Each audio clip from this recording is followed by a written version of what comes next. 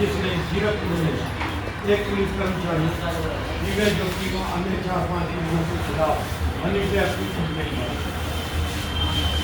इसके बारे में आज मैं आपसे कुछ पूछना चाहता हूँ, क्योंकि आप उस समय अपनी बाइट दे रहे थे। आपका शुभ नाम? पूजा जी, आप कितने समय से जीरकपुर में रह रहे हैं? 10-12 साल।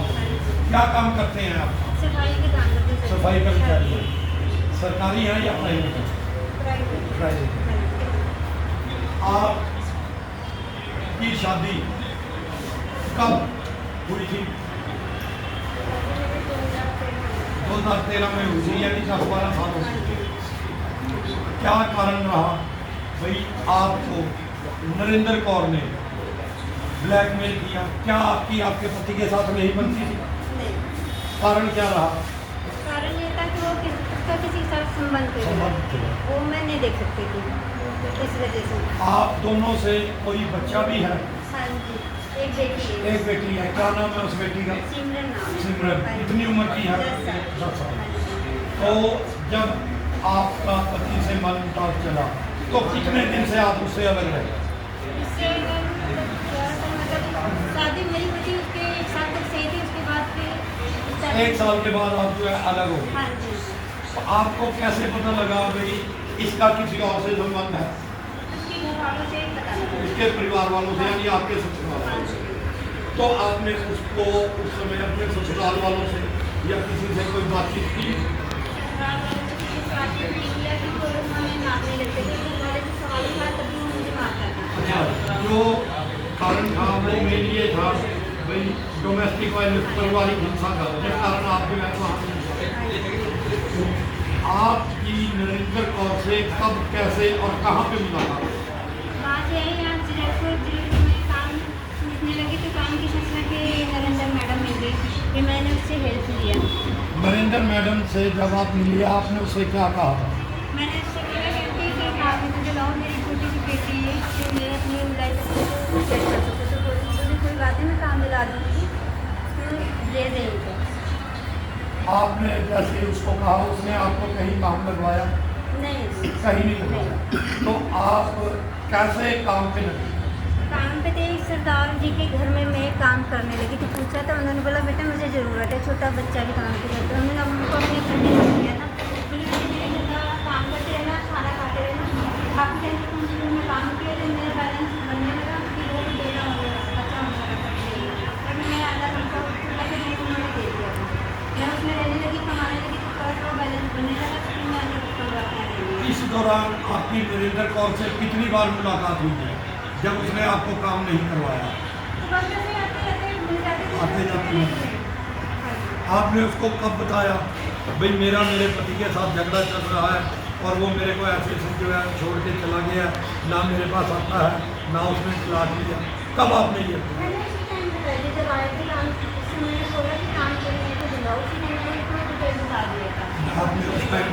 आपने उस टाइम डिटेल बता दी थी? कितने दिन के बाद उसने आपको ये कहा कि मैं आपके पति का जो है आपसे छुटकारा करवा दूंगा और किस प्रकार करवाऊंगा?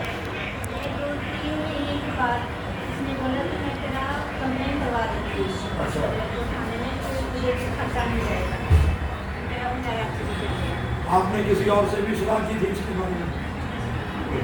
आप इसकी बातों में आ जब इसने आपको कंप्लेंट के बारे में कहा उसके बाद क्या आपने अपने हाथ से कोई कंप्लेंट लिख के दी थी?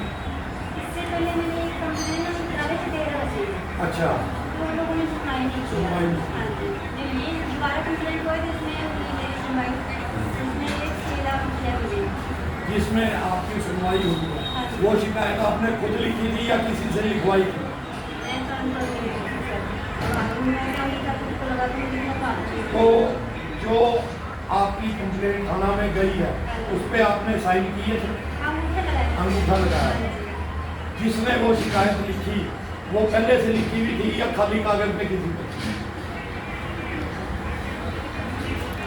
कुछ ध्यान नहीं है आपको, परंतु आपको उसने एक आदमी ने आपका जो है लिखवाया। उसके बाद आपने जो थाने में कंप्लेंट दी है उस समय आपके साथ कौन था? मेरे जेठ थे, नंदी वाला था और नरेंद्र मैडम थी। जब आपने शिकायत दी है उस समय, मेरे को थाने में हाँ, आपके साथ कौन कौन गया था? नरेंद्र मैडम थी। नरेंद्र मैडम और आप गए। उसके बाद थाना में जाने के बाद आपने कोई बयान भी लिखवाई? अपनी कंप्लेंट के रिगार्डिंग कोई बयान लिखवाए? बस मैं अपनी दीवाने को लिखवाई थी। उस लिखवाने के बाद आपको कितने दिन के बाद थाने में बुलाया गया और क्या कह के बुलाया गया और किसने बुलाया?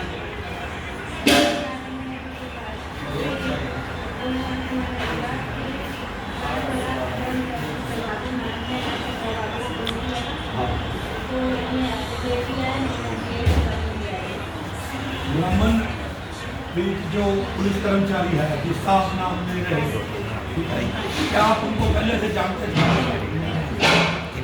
आपके द्वारा जो खबर दी गई है अखबारों में, जो 7 अखबारों में चली है, ठीक है, उसमें आपने ब्रह्मदीप के ऊपर हनी ट्रैप के बारे में बोला है, चाहे वो नरेंद्र कौर ने बोला चाहे आपने बोला, उसमें क्या सच्चाई और कितनी है?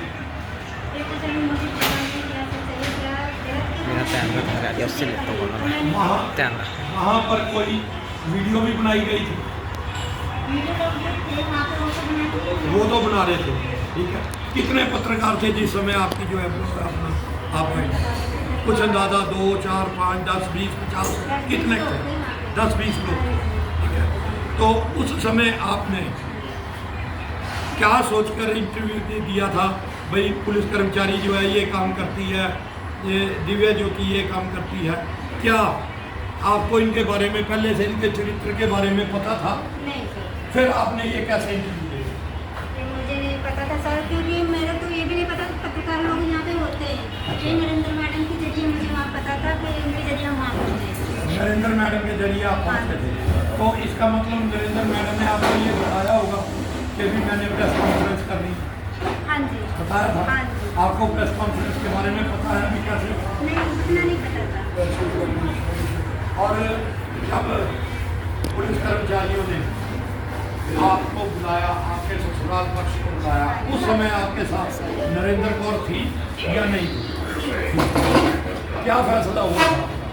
फैसले में से एक कागज पर लिखा पड़ी हो गया, मैंने वो पे लगाया, 6 लाख रुपया दिया उसने। अच्छा। और फिर यहाँ से गए रास्ते में डिग्गी में लेके यहाँ से गई, फिर वहाँ रास्ते में मुझे कह रहा कि मेरे बोला कि पैसे घर में रखना सेफ नहीं है और मैं भी रख नहीं सकती, मैं कैसे एमसी के पास रखवा देती हूँ। दूसरा तो चलो एमसी के पास में रखवा दिए, फिर भी हम गए ध्यान देने। उसके दूसरे दिन मैंने पूछा आंटी मुझे पैसे की लोड़ है, तो कहते बेटा पैसे तो वहाँ वकील के पास है, या कभी कभी सरकार में पैसे कर लेते सुनो, हैं।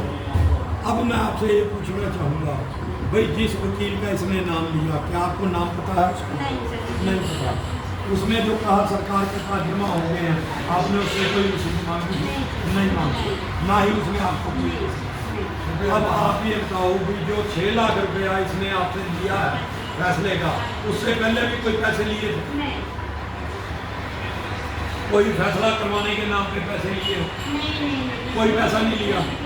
इसने क्या कहा था?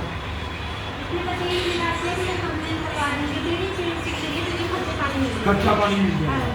आप अपनी शिकायत में कह रहे हो कि मेरे 6.5 लाख रुपये, और आप अब मेरे को बता रहे हो कि जी मेरे से इसने कोई पैसा नहीं लिया, तो वो 50,000 रुपये आपने क्यों लिखवाए और किस कारण से लिखवाए? क्या आप उसके दबाव में तो नहीं कह रहे कि जी जो उसने आपसे पैसे लिए हो, भाई मैं उसके दबाव में कहीं आपका कोई बुरा ना? आपने जो 6.5 लाख रुपया लिखवाया है और आप अब कह रही हो कि 6 लाख लिए हैं, वो 50,000 का क्या चक्कर है?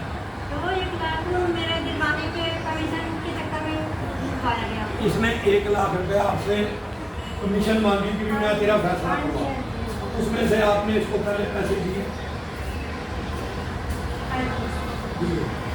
और अब जो है आप इससे पैसे मांग रहे हो, तो ये क्या है? ये तो मुझे मारने तक की धमकियाँ, मैं घर से आता हूँ, मैं डरा रही हूँ और मेरे बच्चे को धमकियाँ नहीं चाहिए, मैं वहाँ गुवाहाटी भेजी तो ये हमारे गली में घूम रही। यानी इस औरत ने जो आपके साथ ठगी की है, आप अपना पैसा वापस करते हो या नहीं?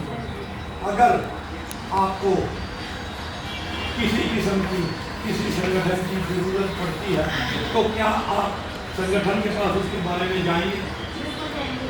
पैसा मेरे घर वाले ने दिया है, तो हमारे को नहीं पैसा है, मेरे पति का पैसा है। आपके पति का पैसा है, वो तो अब आपका पति नहीं रहा, हाँ जी। ठीक है ना, अब दिया तो परंतु उसने- दिया उसी ने है, उसकी मेहनत की कमाई है, आपका गला कटा है, बिल्कुल। ठीक है। क्या संगठन आपके इस पैसे के लिए आपके शपथ पत्र के अनुसार सरकार के पास लिखे तो आप उस पर जो है सहमत रहोगे? उसके लिए आपको संगठन में एक प्रार्थना पत्र और एक शपथ पत्र देना पड़ेगा ताकि हम जो है आपके साथ खड़े हो। हाँ जी। ठीक है, धन्यवाद।